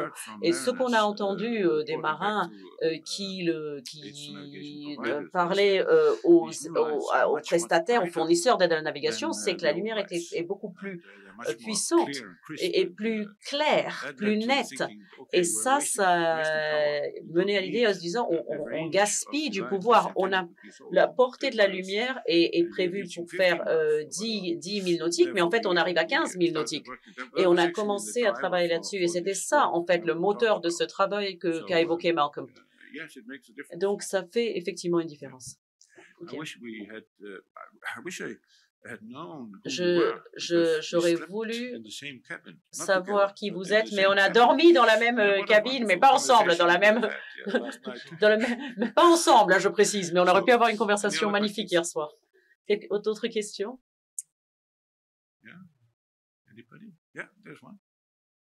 Bonjour, c'est Monsieur Aspect.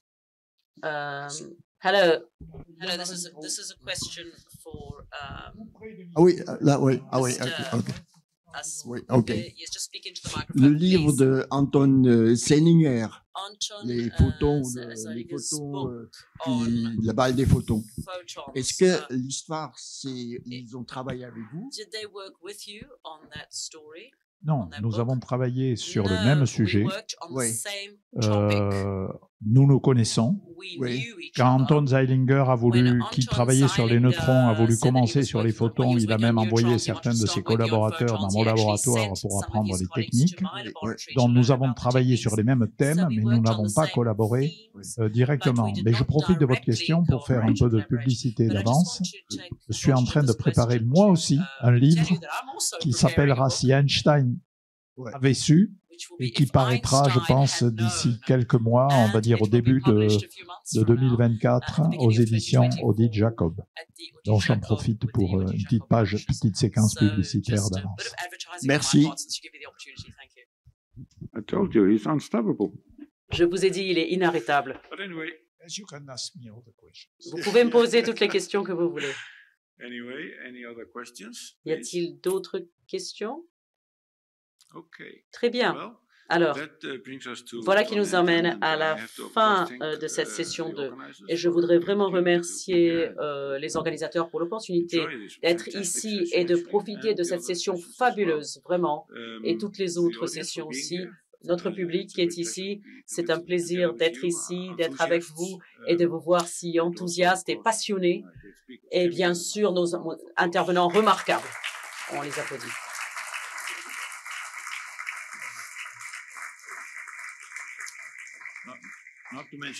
Et bien sûr, Jacques Monchard qui fait que tout fonctionne et qui est là juste derrière.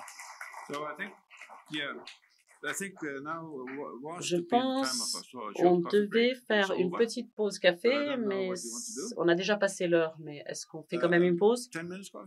10 minutes? 10 minutes de pause café? OK. OK, on recommence dans 10 minutes. Merci.